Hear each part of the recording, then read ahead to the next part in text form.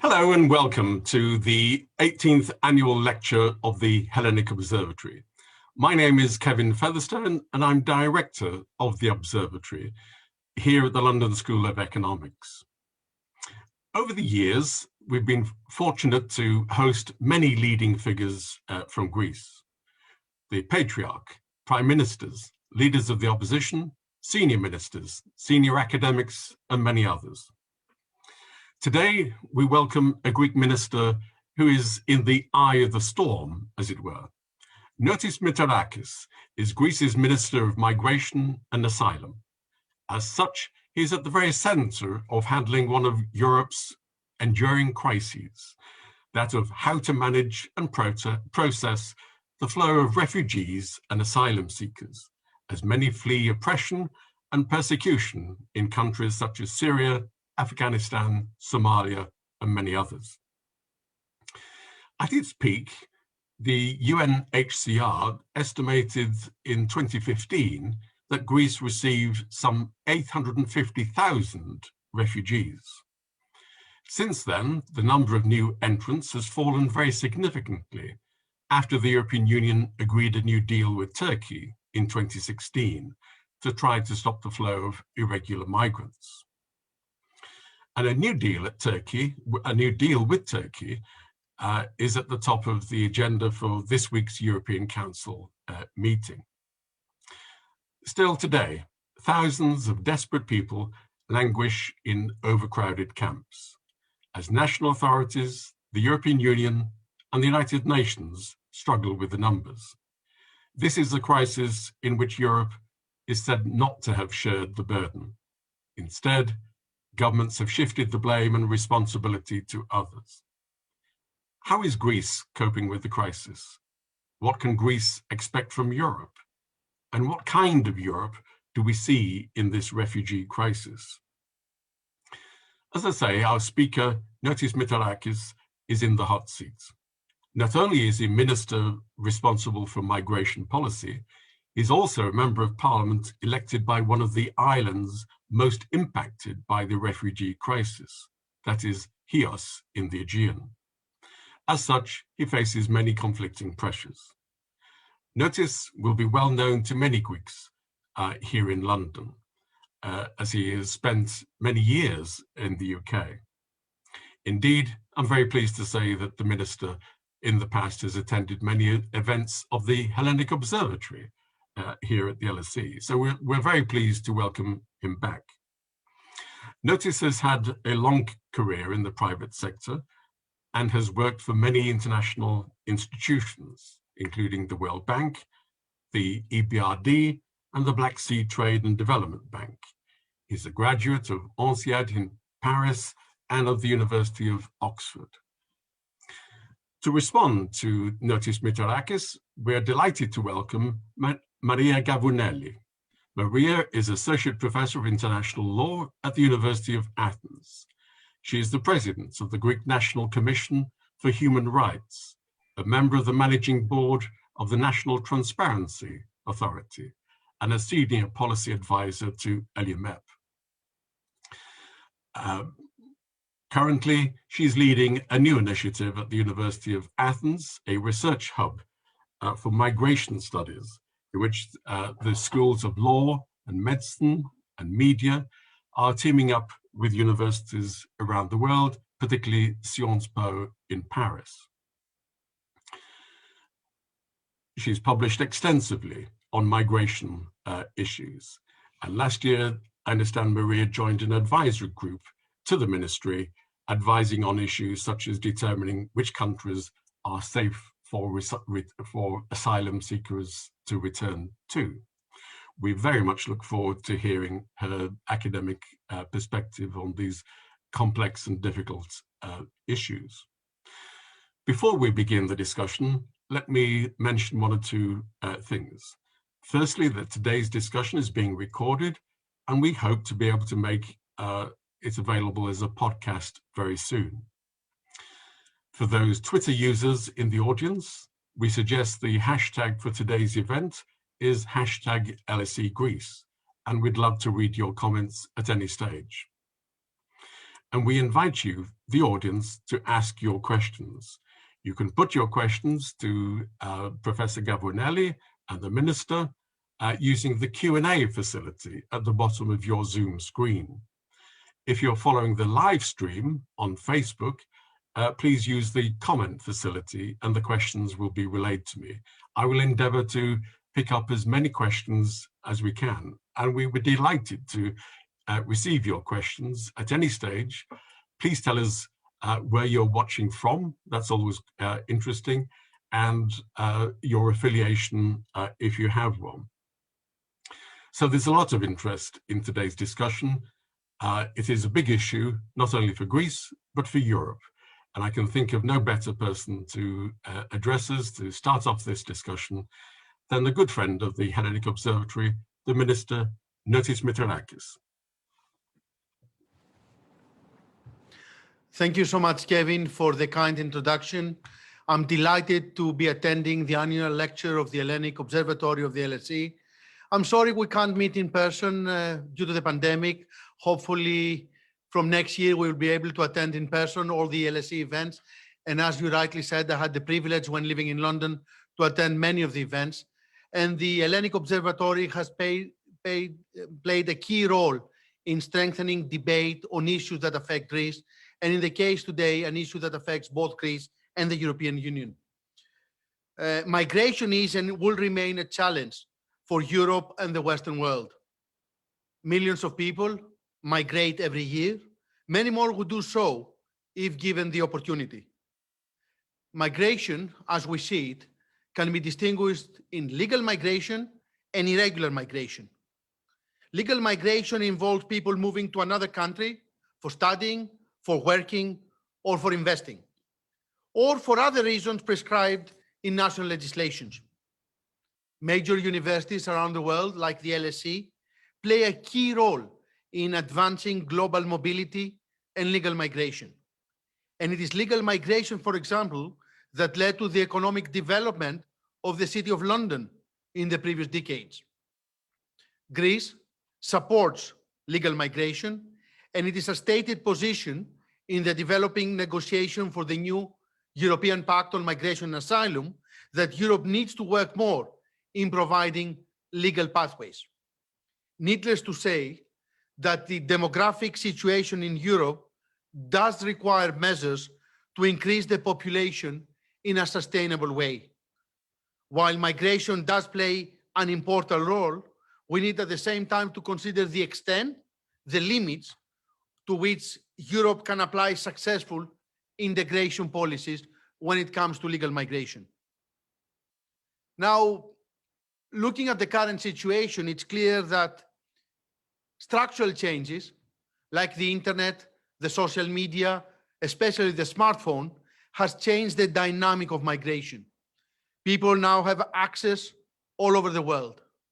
They can visualize life in the West, compare the economic, social, democratic environment versus their home countries, and look to Europe, look to other parts of the Western world as destinations for migration. And using all these means, they can communicate with relatives, they can link also to smuggling networks, they can plan the route, their travel, and this is clearly a structural change. And climate change is also a structural change that will further fuel migration in the years and decades to come, according to many studies.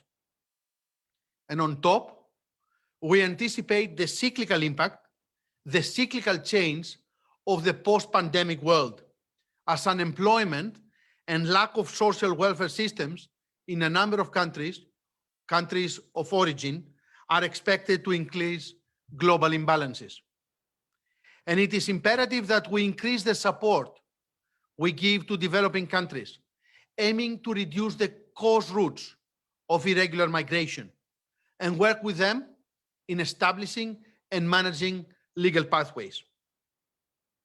We cannot leave international migration to be managed by smuggling networks who make fortunes from people's misfortunes. The basis of the refugee legislation is the 1951 Geneva Convention. And in Article 31, it reads that the countries should not impose penalties on account of their illegal entry or presence on refugees who coming directly from a territory where their life or freedom was threatened and they're present in the territory without authorization, provided they present themselves without delay to the authorities. What we see in Europe today is most of the irregular arrivals are not direct, as Geneva Convention says in Article 31. They come through transit countries as migrants or refugees go through many countries before eventually reaching Europe. Together with the proven inability of member states to return home with safety and dignity those not entitled to international protection, has led European public opinion becoming more cautious with regard to migration in the recent years.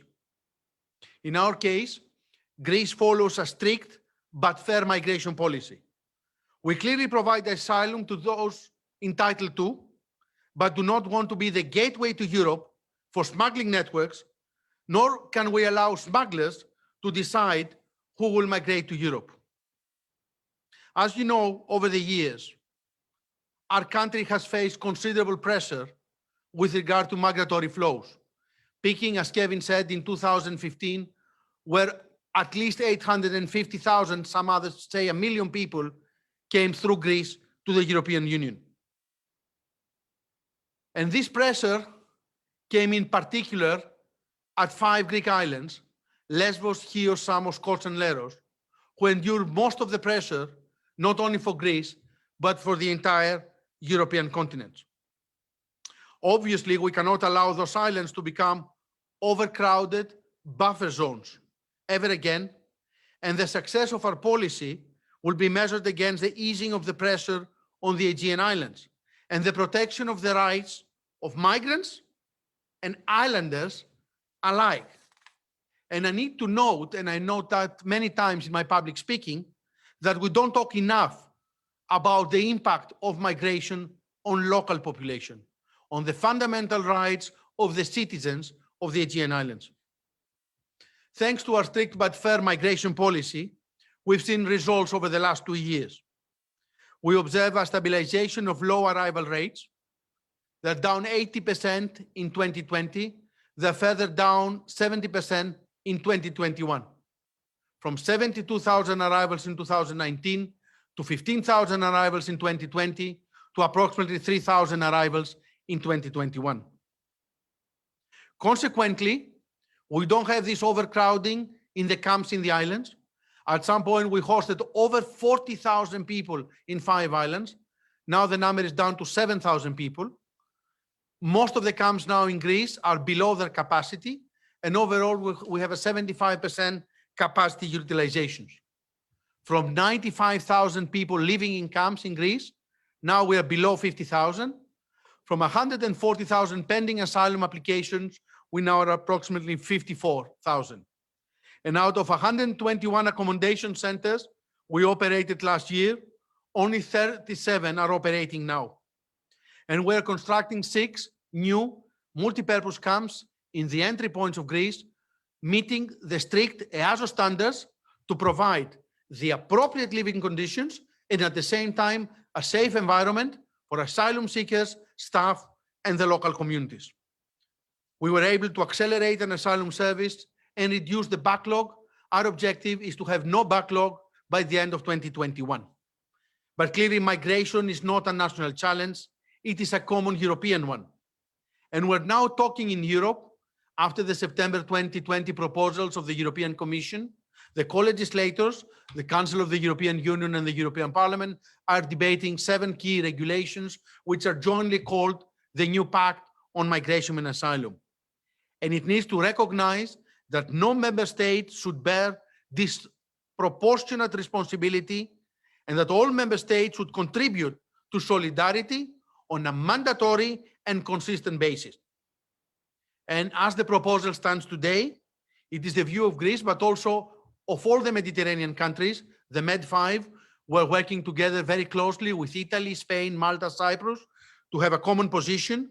It is our view that the proposals today do not adequately address our concerns with regard to the fair sharing of solidarity. This pact includes 3 pillars. The first, a more efficient and faster asylum procedures from entry to return or integration, according to the individual case, a pillar on solidarity, and a pillar on the external dimension when we need to establish mutually beneficial relations with countries of origin and transit, as also Mario Draghi mentioned a few hours ago when he was in Germany. And this balance between solidarity and responsibility is not achieved today at the proposals. Greece and other frontline member states cannot be expected to single-handedly undertake the protection of our common borders, the processing of applications for international protection, the reception of asylum applicants, the integration of those recognized, and the returns of those finally rejected. It remains a fact, while we talk about a European asylum system, in practice, we still talk about national asylum systems when it comes to recognition or the need for integration of recognized refugees. And this new pact needs to address the challenge. We need to properly revisit a policy proposal that has already been floated around, namely the mutual recognition of positive asylum decisions, which will facilitate the mobility within the European Union of recognized refugees. As we apply the free movement of recognized beneficiaries within our own countries, there should be no restrictions for the recognized refugees within the European Union. The concept of secondary movement is out of date. Europe is a common family, it's a common space, and we're common now regulations to talk about asylums. Very critical also is to have effective returns of those not qualifying for asylum, and this would be key to our efforts. And overall, Europe has not been successful over the years in achieving the returns of those not entitled to protection. Now, when it comes to the way forward, I think the dialogue should be structured around 3 pillars. First, a strategic partnership with non-EU countries. This means working with the countries of origin and the countries of transit, establishing mutual beneficial relationship to prevent the root causes of migration and work together with these countries for returns of those not entitled to protection. A second very important pillar is bringing down the business model of human smugglers. As I said before, we cannot leave it to smugglers to select who comes and who does not come to Europe. And the third pillar is enhancing the legal pathways of migration. It is important that Europe protects its common European borders in line with international law and European legislation, and we do so. And we need to recognize the critical role of Frontex, the European Border and Coast Guard Agency. It is critical that they continue to perform their duties in line with European regulation to prevent unlawful entries into the European Union. But also Greece proposes the engagement of Frontex outside the territorial waters of the European Union, saving lives at sea and protecting unlawful departures from countries on transit. And I think Europe needs to work with these countries in establishing this kind of relationship. I think on the European side, we need to use all our leverage and further discuss with our partner countries on positive or negative measures in several policy areas, including but not limited to trade, development, economic aid, depending on the level of cooperation with the European Union on migration. And that has been a key theme with the current Portuguese presidency. And finally, we need to give more opportunities for legal labor migration to potential migrants in line with the skills we need in a labor market, with rules, with fair policies to make sure that Europe does continuously benefit from more people coming into Europe. Migration remains a very complicated issue, a very divisive issue, along the political aisle. And I think it's going to be an issue that we'll keep on discussing for a long time, given especially the current progress made in the new pact. Thank you, Kevin. Thank you, Notis, very much indeed. That's a very useful way of starting the discussion. Let me pass to Maria for her comments in reply. Thank you so much, Kevin, and thanks so much to the Hellenic Observatory for your invitation to join the discussion and ask questions to the minister, really, because this is what this is my function here today. Minister, I was very pleased to hear that you were talking about your expectations about the Pact on Migration and Asylum, because as you very correctly commented, asylum, the whole process of migratory flows towards Europe is actually a European problem and not a Greek problem. And actually, it should not be a problem. It is part of the cyclical nature of the human experience. It's part of the human condition. And as such, we need to make sure that it is not a tragedy. It is not a catastrophe. It's part of life. And if a person migrates, it can migrate back. It is not a one-off kind of suggestion. And once we realize these fundamental issues, then we can start moving towards regulating reality in a way that is not so strictly blocked, if you like, by ideologies. Having said that, however, it is very, very clear that we're not there as yet. I heard you commenting on the fact that you are looking towards mutual recognition during the negotiations of the pact in an effort to set aside secondary movements. Where are you? Are you sure that everybody else is also on the same page? Because I do have concerns about that. You suggested a strategic partnership with third parties. I hope you're not talking about outsourcing, because that is clearly against the Geneva Convention in terms and in the international law that I know and teach. We're talking about, you were talking correctly about human smugglers, but that really requires legal pathways to migration. And in the European Union, as we speak, we literally do not have legal pathways to migration. It is a disgrace. I am very, very unafraid to use strong words in that respect. The idea of having a blue card that does not function is really a disgrace for Europe. You referred to this type of legal migration with rules. Minister, there are no rules on legal migration in Europe, and there are no rules on legal migration in Greece either. May I remind you the Chaudhry case, Manolada, where we have migrants picking up strawberries and being shot at because they demand their wages. So we have a long way to go. These, to a certain extent, are the good news. The good news because we share the same starting point, and we look forward to some developments in that particular situation. You have commented on Article 31, the obligation of non-refoulement on the Geneva Convention. Yes, but the non-refoulement includes much more than actually a direct migration. It includes the possibility of persecution anywhere, wherever you are. So this is a much more important obligation upon the country that finds itself in a position to admit applicants, asylum seekers. And that obligation really has several manifestations. I would touch only upon one or two of those. An obligation not to be detained, not to be punished in any shape or form.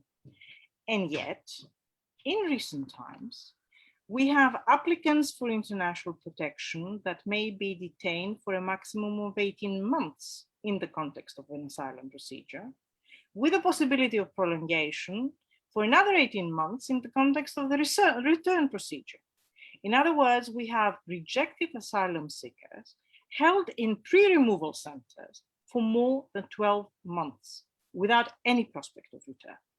What are we doing exactly? And in your recent law in 2020, you have actually reversed the rule of exceptional application of detention measures, which was supposed to be just the last resort, according to established EU law and the international standards. Why are we doing that, Minister? Why are we keeping people in detention that we cannot send back anyway, especially in times of the pandemic, where there are strong recommendations by the Council of Europe and other international organs on the use of the alternative to detention measures? And I would not even refer to the report prepared and published by the Greek National Commission on Human Rights on the status of asylum procedures in the country, that has really referred to administrative retention time and again. So I believe, and of course, a number of UN organs has commented on that. The UN Committee Against Torture, the UN Working Group on Arbitrary Detention that has visited Greece in late 2019, the Committee on the Rights of Persons with Disabilities. Why the CPT that came over from the Council of Europe just to see what is going on in the borders? Why are we doing that to the country, Minister? There's no reason to. I cannot see any reason to. And as you see, I'm quite functional in my approach. I do not even refer to human rights protection or things like that. I'm talking very cynically about the balance of interests at the end of the day. Another point, safe countries. We have a recent decision designating Turkey as a safe third country for third country nationals with a refugee profile, such as Syrians, Afghanis, and Somalis. This procedure is also enforceable to pending applications for asylum. And may I remind you that almost 80% of those came from the designated countries: Syria, Afghanistan, Pakistan, Bangladesh, and Somalia. And may I also remind you that that decision was made without the opinion of the committee I'm supposed to participate in. We know, Minister, that you cannot return these people to Turkey. We all know that. So what is it that we're doing right now? We're playing politics with the lives of people? Are we dehumanizing migration in the same way that we have protested when others tried to do so in March last year? Why are we taking the blame for a decision that at the end of the day is not up to us? The number of trapped people in the Aegean Islands will inevitably rise as they wait for deportation. The maximum detention time will lapse, and these people would have to be released.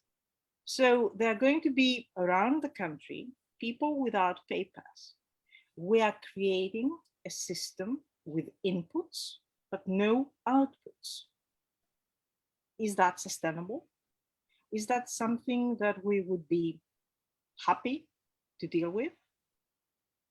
And let me add a footnote to that. It was announced that minors were not supposed to be included in the returnees. And yet I have it on very good authority as of last night that there is no age assessment currently conducted in the islands. What's going on here? The obvious kids, 10 years old, 11 years old, 12 years old, it's fine. What is going to happen with the 15-year-olds? And you know that some of those 15-year-olds are much more mature than you and I combined, because they have gone through so much in their life. What are we doing out there? Two final points.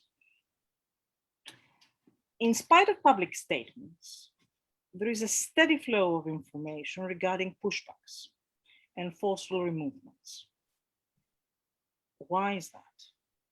The Greek National Commission for Human Rights has conducted a meeting, has invited all interested parties to come and talk to us in confidence.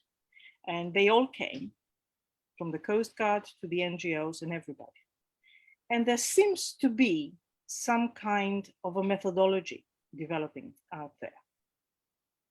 What are we doing about that?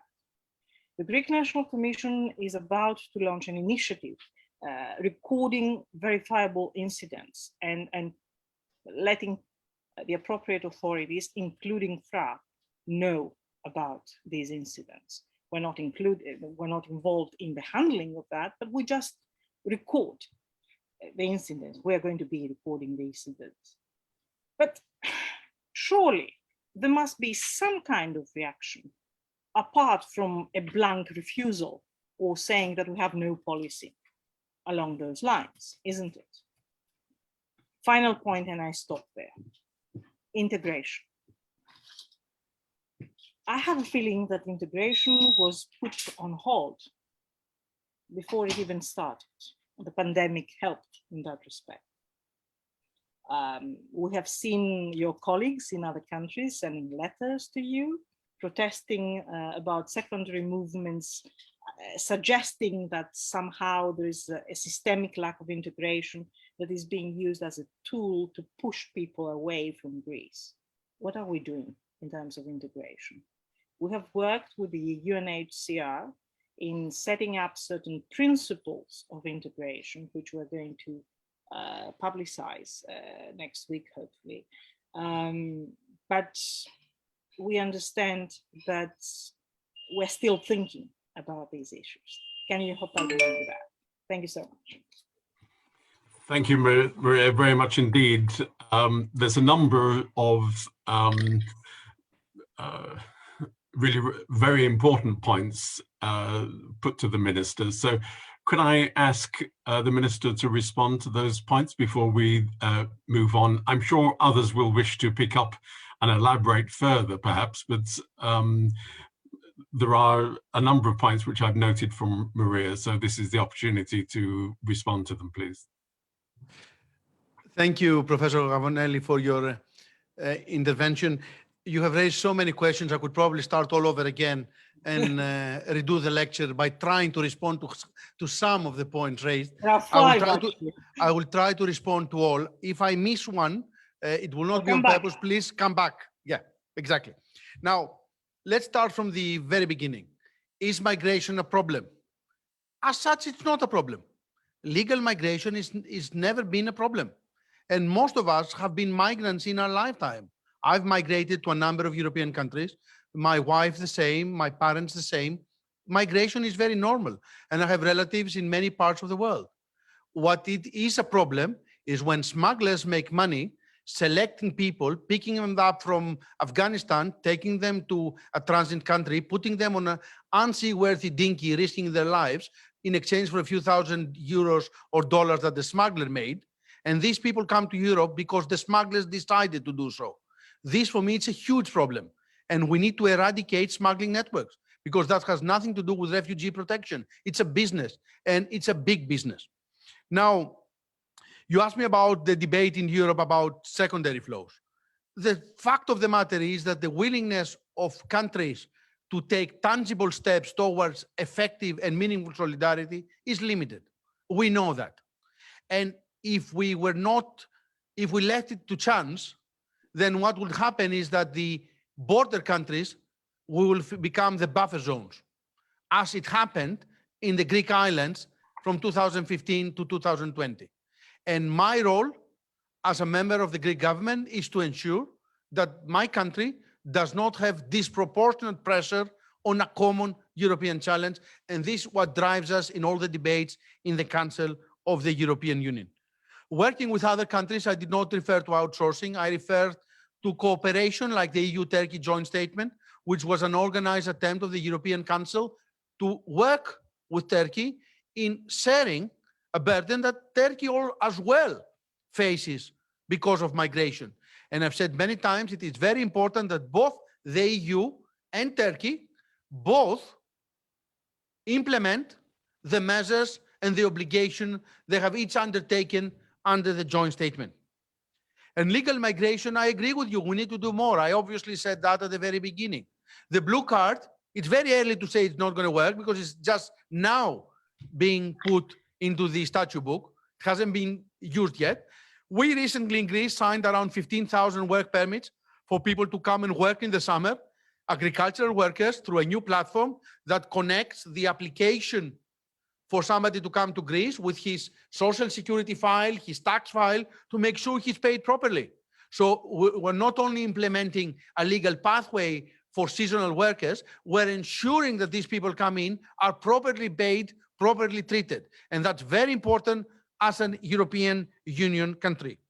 Now, you said that we have recently declared Turkey a safe country.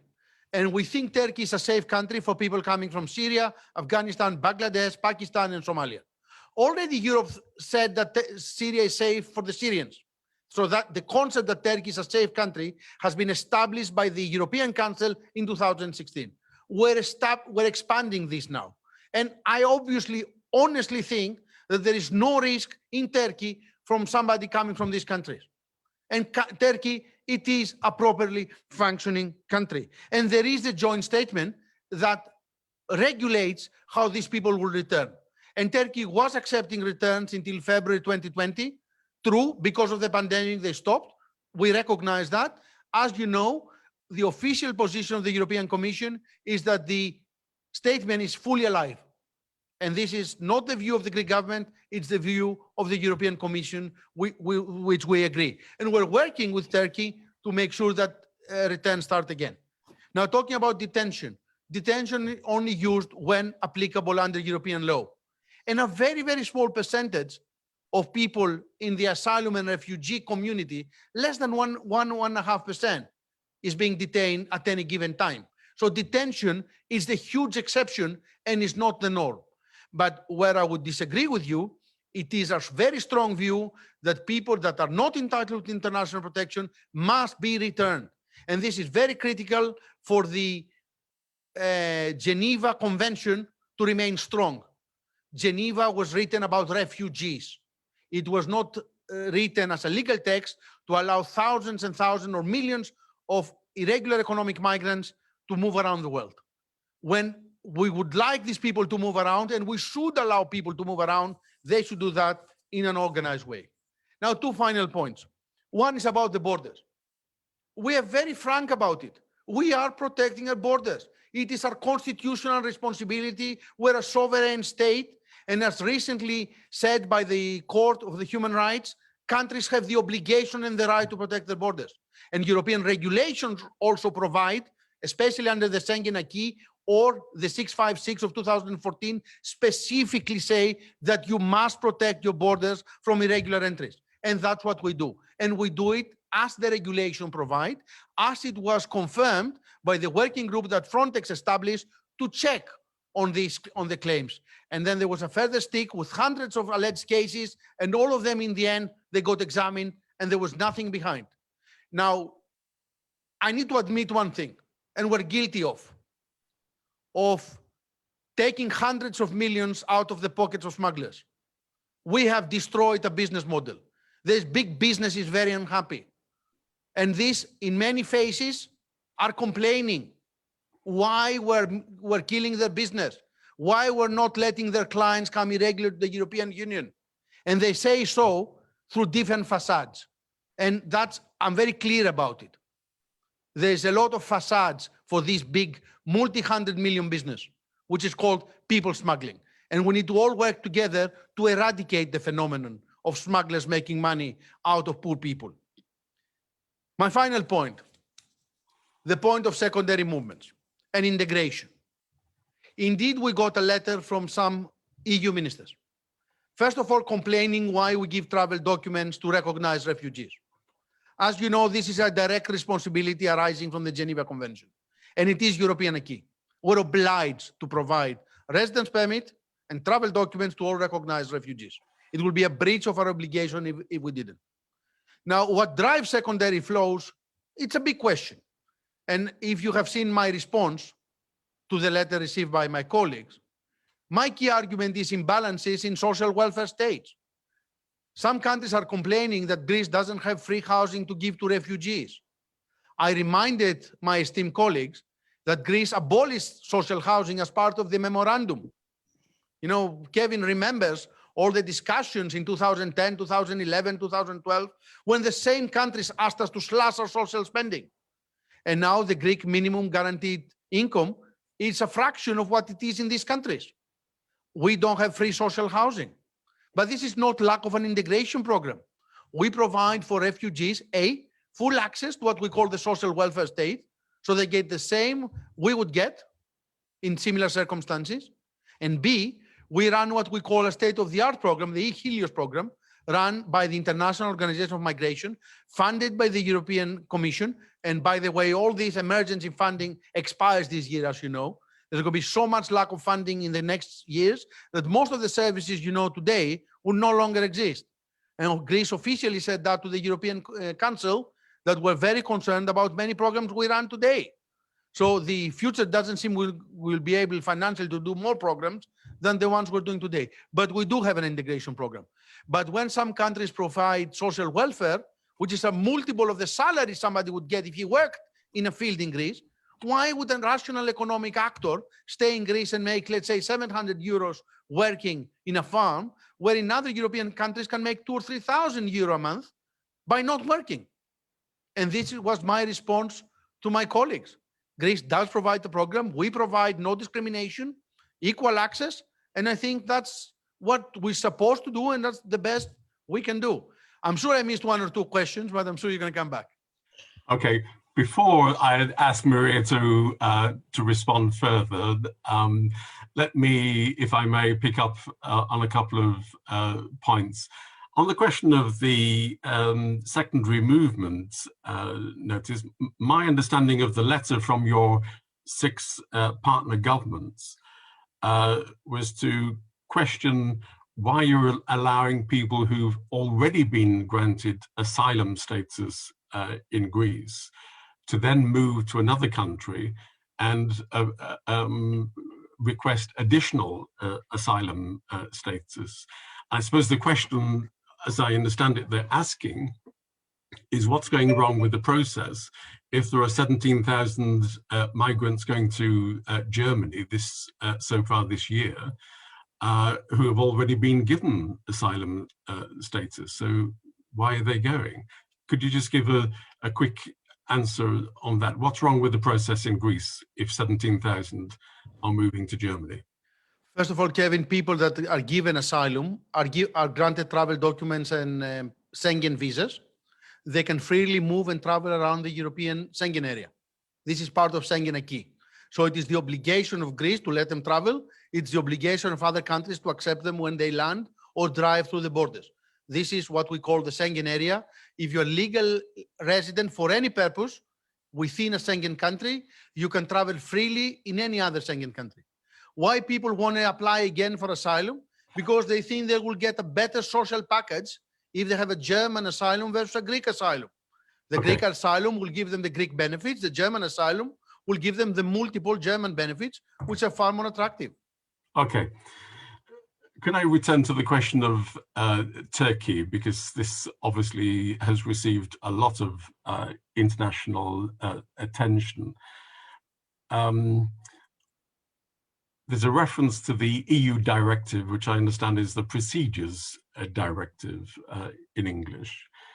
And for example, Human Rights Watch, the NGO, claimed that the refugees being returned to Turkey would not be allowed to request refugee status there because Turkey excludes non-Europeans from qualifying for refugee status.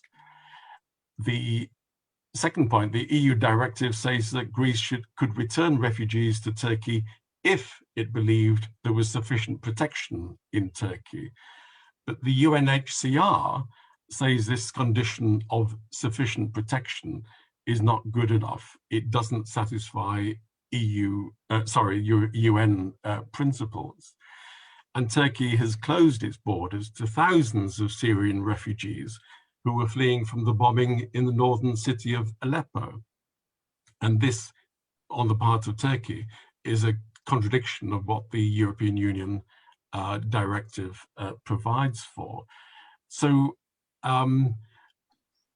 how acceptable is it to say that Turkey is, quote, a functioning country, Turkey is, quote, a safe country for refugees if they're being returned and they can't claim refugee status in Turkey? Turkey has been recognized as a safe country by the EU collectively in 2016. And this is the basis of the European view on Turkey. And Turkey is party to a number of international treaties which protect human rights, including the Geneva Convention. And they have a number of bilateral agreements that have supported the Turkish position on refugees. And Turkey is hosting today 4 million people, and they're doing so in an effective way. So when the when the UNHCR then says that the condition of sufficient protection is not good enough, are you saying the EU should simply diverge from what the UNHCR suggests? UNHCR has complained also sometimes about reception facilities in Greece, but we haven't sent everybody away from Greece, and actually we're doing pretty well nowadays. We have gone through difficult times. Different international organizations have different views sometimes when it comes to migration. And by the way, they have different starting points. UNHCR, their objective is the protection of refugees alone. Governments have to balance what Geneva Convention says, which is the distinguishment between those entitled to international protection and those that are not entitled to international protection. We cannot put everyone on the same bucket. And if somebody is a refugee from these 5 countries, he's not coming directly to the EU according to Article 31 of the Geneva Convention, but also the European directives provide the concept allowing the national legislator to select those countries and under specific conditions, and that's why we do not have a blank safe country for Turkey. We have a specific list where our analysis, our research, our legal analysis of all the fundamental conditions in Turkey for these specific nationalities makes us believe that these people are safe there. And we haven't seen any evidence to the contrary that people from these 5 countries have been subject to torture or any other inhumane treatment in a structured and organized way in Turkey. On the contrary, we have zero evidence of anything of that ever happening with regard to the specific nationalities. This is what we call the evidence-based approach. Okay. Many people watching either now or listening to the podcast later will be located in many different countries. They will have read the international media. And the point I'm coming to is the issue which has appeared in the international press quite often about pushbacks, and Maria mentioned this as well. Organizations like the New York Times, the Guardian newspaper in the UK, the BBC, many NGOs have said that Greek authorities, sometimes in collaboration with local vigilantes, are engaging in illegal pushbacks. First of all, then, could you, Minister, perhaps explain to the international audience what you believe is a legal pushback and what is an illegal pushback? And would you, for example, say to your voters in Chios or any of the Aegean islands, not that the government does not approve of refugees who have been filmed having arrived on Greek territory, having stayed on Greek territory for 1 or 2 days, suddenly being pushed back by local vigilantes? There's a bundle of questions there, Minister. I'm inviting you to speak to the international audience and explain what is legal about a pushback and whether you would condemn local people on the Aegean islands engaged in the forcible return of refugees from Greek territory? Kevin, two things. First of all, you will have me repeat what I said to Maria, because clearly within a few minutes, there's nothing more to add, or when I already responded to the topic. What I will react very strongly, though, and I haven't heard that for the concept of local vigilantes. You took me by surprise. There's absolutely no local vigilantes involved in migration. Actually, it is true that the people in the islands have gone under a lot of pressure. There have been demonstrations against the new camps because the islands think they have a disproportional burden in their shoulders because of migration. But in no way whatsoever in a European Union country you would accept that there is any organized form of what you would call local vigilantes. And if there ever were any, they will face very strong consequences going to jail. I mean, this is absolutely out of the question. In no way whatsoever, any people getting organized around migration using force in any way. The Greek legislation is extremely tough. And also there is the anti-racist law that will come on top of the normal criminal charges for such people and create a very, very strong case for the government. So there's absolutely no window. I'm not letting any window on the discussion about local vigilantes. With regard to protection at the borders, I mean, Frontex has many times said, and I will refer you to Frontex, what they do and what they don't do. And what the legislation pertains to the border protection is there, is printed. It is approved by the European Council and the European Parliament that sets the rule of engagement. But the European Parliament just a couple of months ago, I think, Minister, refused to sign off on the report of Frontex because of allegations of officials from Frontex itself being in cahoots with locals, violating the rights of migrants under international law. The European Parliament passed a motion saying that it was concerned that Frontex officials appear to believe that they can act with impunity at Europe's borders. And the European Court of Auditors this month has said Frontex is not fulfilling its duties effectively. So, okay, let's put Greece to one side. But from a European perspective, if someone is watching this this podcast in France, why should they trust Frontex to be upholding European values at the borders? First of all, we need to recall what Frontex is. Frontex is an armed security force of the European Union, and its key objective is to protect the European borders in line with European legislation. It is important because sometimes Frontex has been dragged into also the political debates about migration, which are very strong. I mean, no one disagrees that people from the left may have a completely different view from people like me when it comes to migration. That's very clear. I said at the conclusion of my intervention that it's a very strongly political heated debate when it comes to migration. What I can tell you is what we've seen up to now. There was an independent monitoring committee established by the member states of Frontex with the participation of the Commission, and they published a report that all the incidents investigated, there was no breach of European fundamental rights. This is an official report that came up not from the Frontex people, by the monitoring member states and the Commission that were asked to investigate. Now there is another committee sent up by the European Parliament, which is the Frontex Scrutiny Committee, and we need to wait and hear what they would say it's the outcome.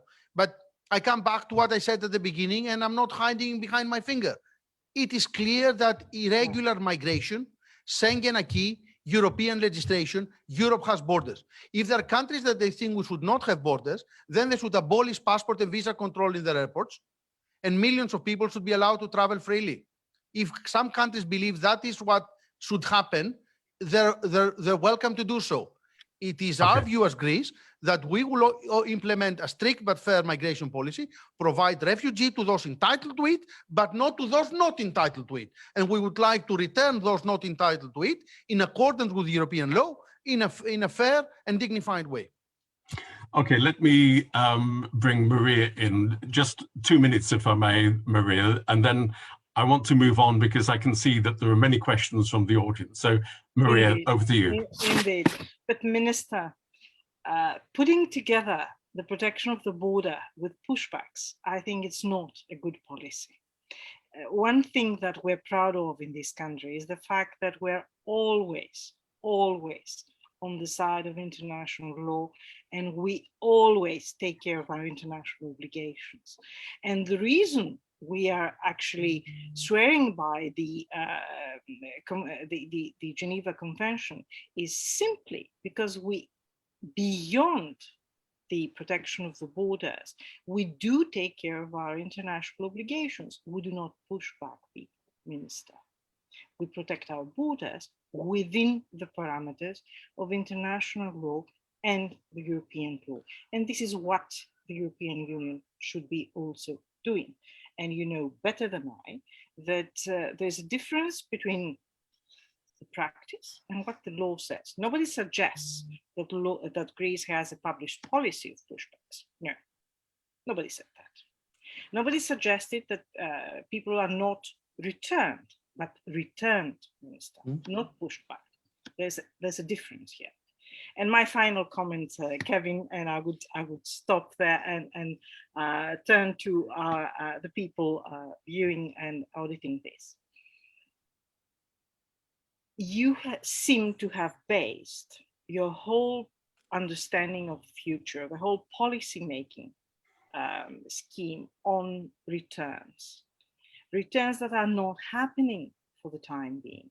You are entirely right in requesting more returns, but they do not happen as we speak. Turkey is not taking people back. You suggested that we work with Turkey to do so. Well, okay, but in the meantime, and Minister, you gave numbers in the beginning, and indeed the flow has stopped during the pandemic and has been significantly reduced so far. But next winter, it might rise again. Next year, it might rise again. What is going to happen to these centers that you are now creating? Are we going to have closed control centers? How are we going to occur that there would be no more Morias? We don't really want to see that ever again, Minister. And what I'm asking for actually is realism, a plea for realism. And I understand, I know that you are a realist and you would appreciate that kind of approach. Thank you. Thank you. Minister, do you want to just very briefly respond, or shall we move on to the audience questions?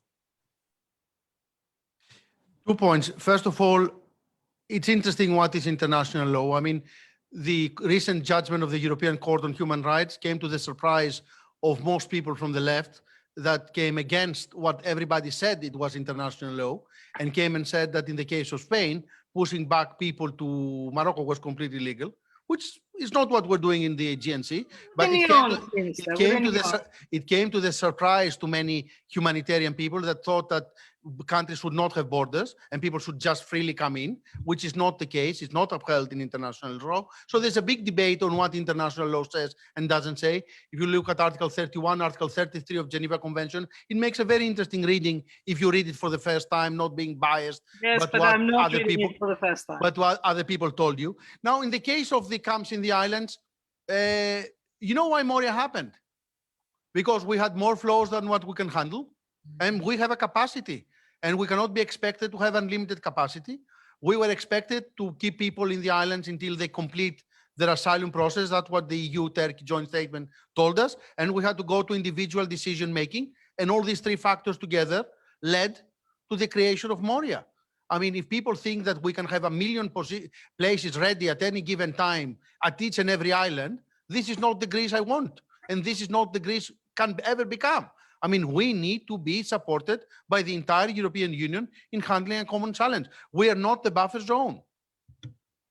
Okay, thank you. Let me bring in the questions from the audience, and if I may, and I'll invite either of you to respond. We have many questions, so if you could please try to answer very briefly.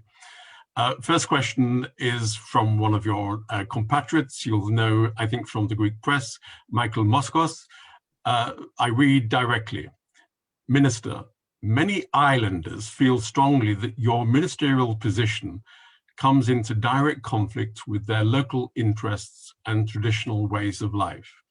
the EU policies on migration conflict and oppose age-old societal norms, such as philoxenia, hospitality. How do you personally feel about this?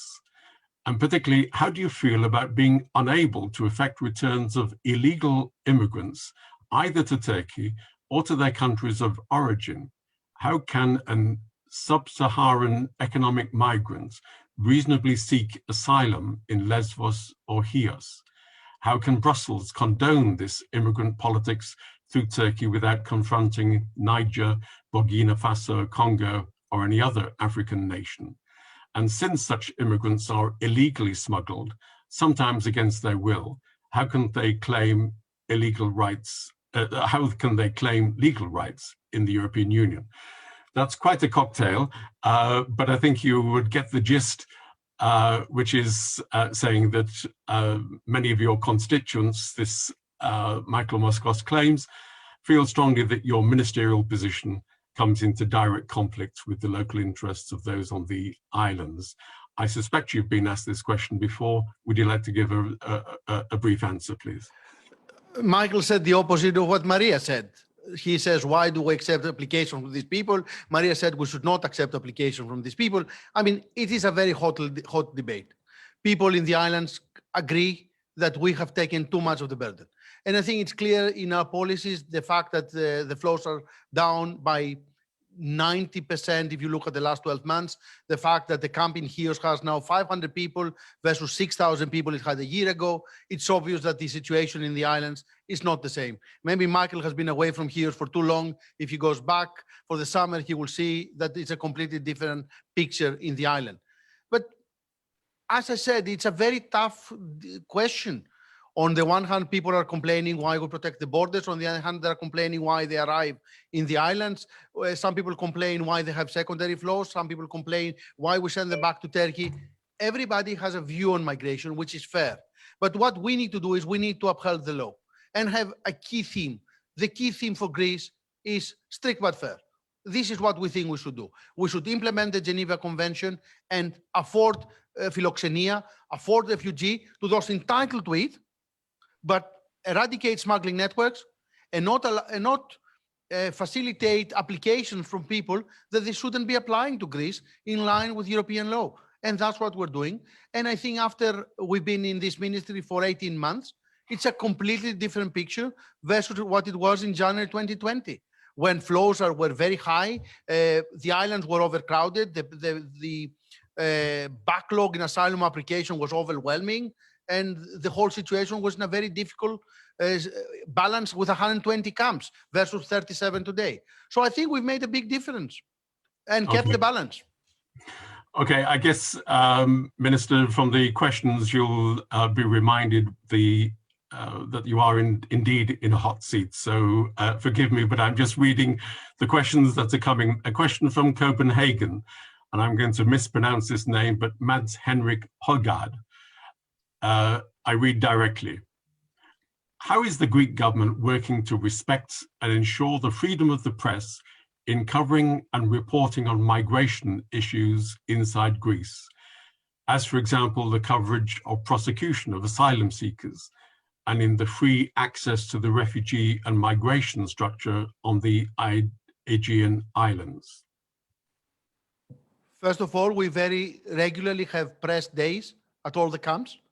You need to respect that the camps is the home for people. So it's not an open area for everybody to walk in and just curiously look how people sleep in the tents. We allow press to come in on an organized way. For example, I recently did a tour in Mavrovouni. I took all the local journalists. I said, we'll walk together. You can walk anywhere you want. You can take any photo you want. Nothing is restricted. There are no restricted areas. Please, if you publish photos, don't show the faces of young children. Just blur them or something. So we protect identities, but you're open to go there. And the Greek courts are open to all the cases. What I think your friend from Copenhagen is referring to is because of the pandemic, there was a trial in Chios recently, and the court in Chios is a small courtroom. So it couldn't accept hundreds of people standing to watch the trial. There was a limit to the people could enter the room. And that was because of the pandemic. It has nothing to do with the overall freedom of press. all trials in Greece today, for any purpose, have a restriction to the physical audience because of the pandemic. I think it's natural because of the days we're now going through. And that was the trial of 6 people that were convicted in the first degree for the fire that caused in Moria, putting 10,000 people's life at risk. And thanks God, we were able to evacuate Moria without loss of life and without injuries in September 2020. 10,000 people were at risk because 6 people living in the camp, according to the court ruling, set fire on the camps to push the government to move them faster to Europe. Okay, thanks. A question which reminds us of obligations of all countries, apart from just Greece.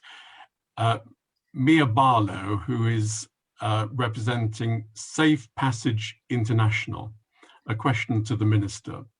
Quote, now that the UK has left the European Union, the UK has been seeking bilateral agreements with Greece and a deal with the European Union on migration.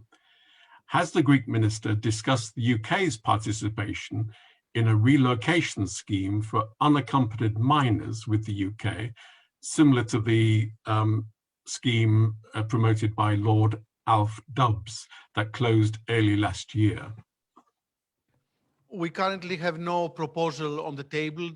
We have a discussion and the European Union in general has a discussion with the UK. As you understand, Brexit has left a lot of loose ends that will take years to manage all. But coming back to the point of transfer of unaccompanied minors and overall transfer out of Greece, a number I failed to mention is that you have more people in the last 12 months that left Greece versus arrivals. So it was either forced returns or voluntary returns or bilateral agreements with other countries for the transfer of people. Greece now, there are more people living in a legal way, Greece, and I'm not including the people that you would refer as secondary flows in the letters we got. So I'm not adding that numbers up as reported by other countries. We have more people leaving Greece than people coming to Greece. Okay. Question from Jamie Prentice, who is a journalist at the London Bureau of The National. Question. How interlinked are Greece's disputes with Turkey over migration and maritime boundaries? What's the link between those two agendas for you, Minister? We have kept the migration agenda outside bilateral discussions. We have kept this is not an issue which affects Greece and Turkey alone. It is an issue that affects the European Union together. And there are many issues raised by Turkey, which are rightly raised by Turkey, so to be fair, which need to be addressed by the European Union collectively. So the most appropriate forum to discuss the issues of migration is the discussions between the European Council, the European Commission, and Turkey. Okay. A question perhaps I would like to bring in both Maria and the Minister. Indeed, the question reads, to both panelists, the best way to disrupt smuggling networks is to provide safe routes for people fleeing conflicts and persecution to claim asylum. What legal pathways are there, or should the EU be developing for those fleeing conflicts, and how is Greece involved in these legal pathways? Maria, do you want to take up that question? Yes, I would take that up, if I may, as the beginning. Clearly, I'm not negotiating, the minister does. But it is equally clear to my mind that this is a European Union issue and not a Greek issue. So it has to be addressed collectively, and it should be part of the Pact on Asylum and Migration. The next thing that we need also to do is look slightly beyond the Geneva Convention. The Geneva Convention talks about borders, physical borders. It was created at a time when you would have people literally knocking on the door. Well, the doors nowadays are not there, or when they are there, we end up picking people out of the sea in the islands. I am on the record suggesting that it's one thing to go to an office and request asylum. It's another thing altogether to get out of a boat in the middle of the sea and to have the receiving state making sure that you're alive and well, and you have the clothing that you require, and you have the food that you require, that you have the medical attention that you require. So why should we not create legal pathways through our embassies and consulates around the world? Why do we not do that? There have been cases brought before the European Court of Justice. There have been cases brought before the European Court of Human Rights suggesting this, and both courts turned them down. Why? Because on the present reading of the Geneva Convention, and the Geneva Convention is not going to change, that is not possible because it requires a physical border. It is up to the European Union to expand the network of legal migration pathways. And I would invite all governments in the Union to do so. It would eliminate the smugglers or reduce the smugglers. I'm quite with the minister in that respect. It would create a new type of migration for Europe, people with skills, people that we need in an aging continent. And it would allow us to better address the kind of challenges that we face today and that we might even face tomorrow. A final word. The Europeans, we have a very strong cultural and national identity. The possibilities of our identity being diluted somehow is not really there. We absorb things. We do not get diluted. Thank you. Thank you. If the minister permits me, can I move on to another question, or do you want to? Just to touch on that, just extremely briefly. It's clear that we need to do more for legal pathways. A question that arises from the discussion about accepting application elsewhere, it's very simple. What is the capacity of Europe on migration? Is it 10,000 people a year? Is it 100,000 people a year? Is it 1 million a year? Is it 100 million a year? Is it 1 billion a year? Because if you open up a global application form, you might get 2 billion applications. Because actually, the standard of living today in Europe, our economic growth, social cohesion, and democratic values are attractive for hundreds of millions of people. Rightfully so, I would say. So the problem is, and the issue with legal migration, is how many can you absorb in a natural way? And if you get all the people with skills, which is what most people say in Europe, we need to remember one thing. What would be the impact on their home countries? If you take the smartest and hardest working people from countries struggling to achieve a level of growth, are we in the end ensuring that these countries never succeed? They return. Thank you. We go to the next question. Sotiris Gonis. Minister, I'm afraid you have not done anything to stop racist and far-right incidents popular amongst the ranks of Greek coast guards and the police as well against immigrants.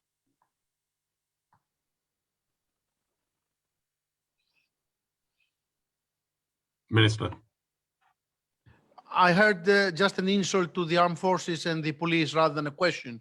And well, the question is that Sotiris Gonis is saying that you haven't done anything to stop racist and far-right incidents, which he says are popular amongst the ranks of the Greek Coast Guard and the police against immigrants. I clearly don't think that's the case. On the contrary, I have to praise the Hellenic Coast Guard, especially for the prevention of loss of life at sea. They've done an amazing job in the last 18 months, having almost zero casualties in the Aegean, protecting very actively human life. So I think the Greek Coast Guard and the Hellenic Police are doing a fantastic job in protecting the rights of everyone in the country. Thank you. A question from Friedrich Mann from Germany. My question is, given the urgent need for an update of, let me read this again. Studying the subject of refugees in Turkey myself, I agree with the minister that although Syrians in Turkey do not receive official refugee status, in practice, their temporary protection status does give them very similar rights as they would receive, for example, in Germany. My question is, given the urgent need for an update of the statement and the many frictions between Greece and Turkey at the moment, how can Greece and Turkey reach agreement on a new proposal for a statement to be presented to the European Union?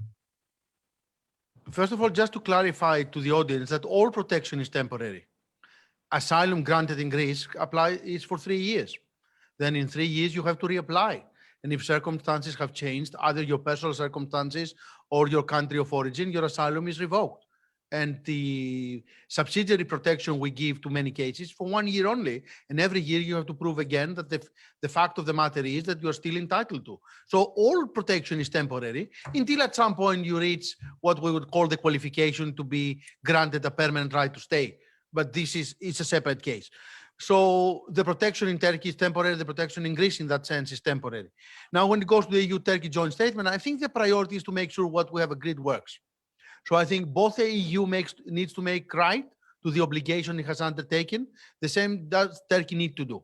When that happens, I think it will be much easier for everyone to sit down on the drawing board and amend those points on the joint statement that could be improved. And everyone would have suggestions to offer on the table. Okay, thank you. I wonder if I could widen the discussion myself, and that is that when we think of Europe confronting this particular crisis, what do we read of? We read of walls being built, fences being built, Frontex accused of violating rights, a hostile environment, etc. For the European Union as a whole, then we've seen the rise of identity politics. Some say the rise of the far right, the rise of populist movements. People criticize the response in Hungary, Viktor Orban in particular, but not only in Hungary. We've seen Matteo Salvini in Italy complaining about migration as well, and becoming very popular for doing so. Marine Le Pen in France, similarly. So stepping back from the specifics of the migration issue,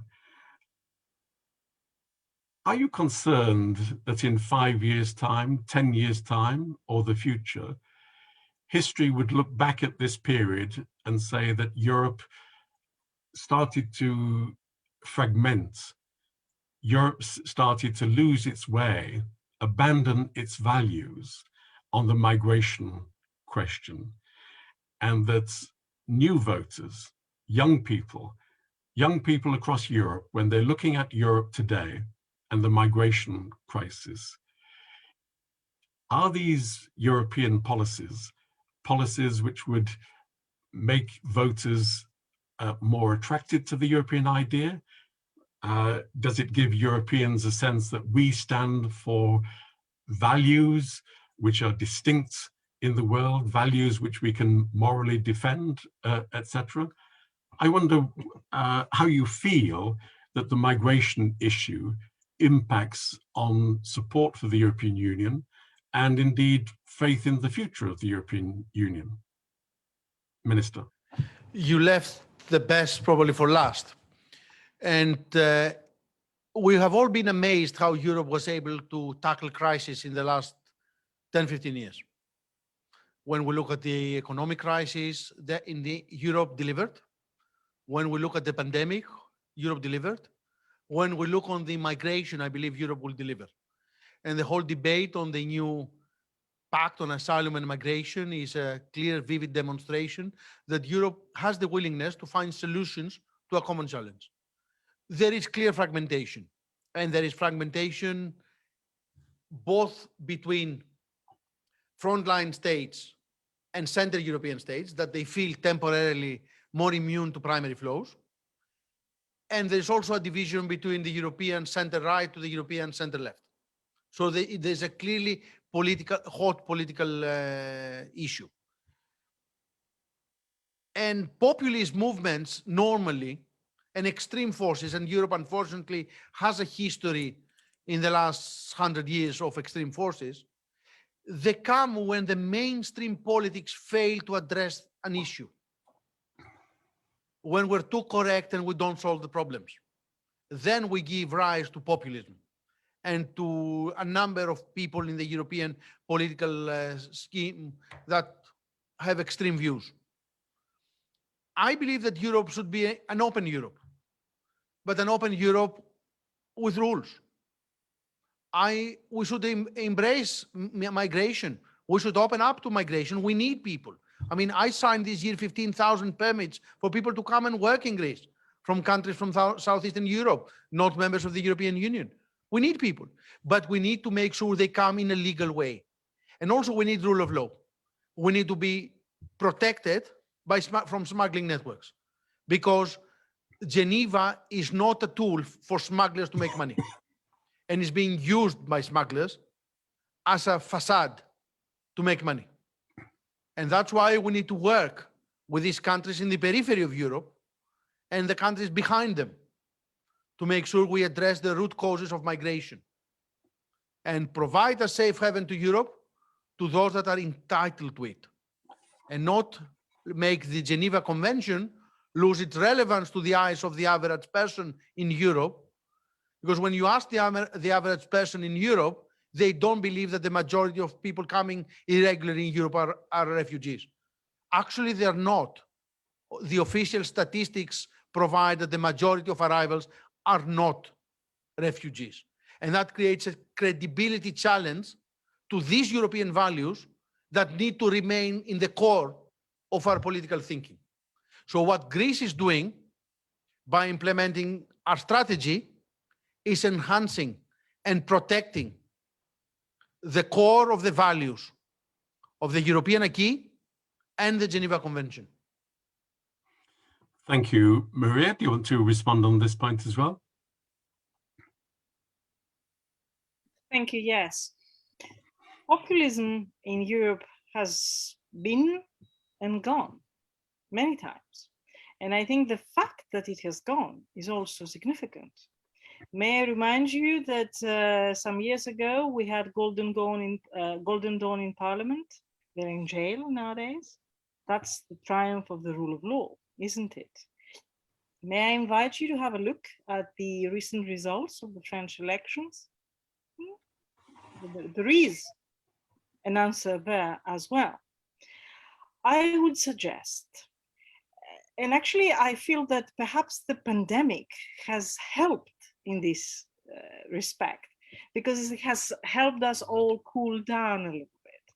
And it might actually facilitate the discussions about the Pact on Asylum and Migration, because it has cleared our thinking. It has brought the wider perspective into view. There's no question that the European states would act together. To a certain extent, the European Union is blamed for not being a state, although several people insist that it should not become a state, and it is not a state nowadays. It's a victim of its success, isn't it? It is indeed. We expect things to happen in the European Union, and we forget that things happen in the European Union if we so decide. There is nobody else who decides but us. The governments decide, the MEPs decide. Who are these people? We voted for them.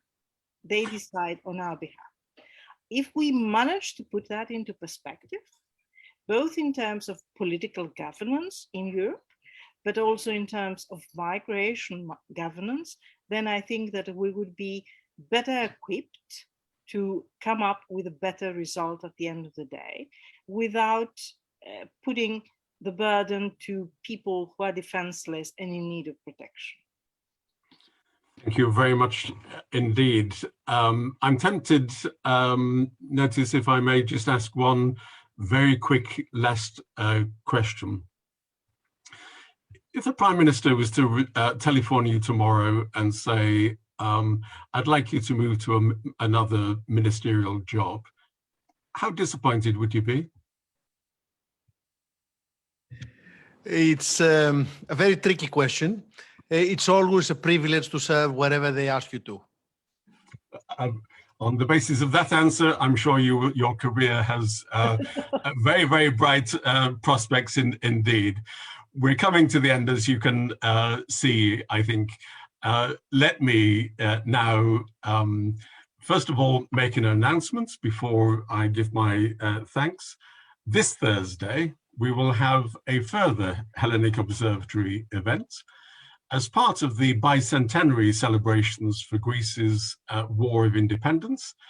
The UK has a programme of celebrations in which the LSE is a participant, and you can find information on these UK events on the website 21 in 21. It's very simple to search for it. 21 is the number, in 21. 21 in 21. You can find the programme of events across different universities in the UK. The next event in this programme takes place this Thursday, UK time at 4 p.m, Greek time 6 p.m. And the title of the discussion is The Greek War of Independence, Reappraising its Economic Legacies. And we have three speakers: Maria Cristina Hatziouanou, Director of the Institute for Historical Research of the National Hellenic Research Foundation, excuse me, Andreas Kakridis, Assistant Professor of Economic History at the Ionian University, and then Stathis Kalivas, Gladstone Professor of Government at All Souls College, University of Oxford. And chairing that discussion will be my colleague from the LSE, Joanne Roses, a Professor of Economic History here at the school. So that's this Thursday, UK time, 4 p.m, and you can register for that on the LSE's Hellenic Observatory web pages. But let's close this session by me giving very warm thanks to our two speakers, to Notis Mitarachi, the Minister for Migration and Asylum in Greece, a long-term friend of the Observatory, very much in the hot seats, but we thank the Minister for answering so many difficult questions.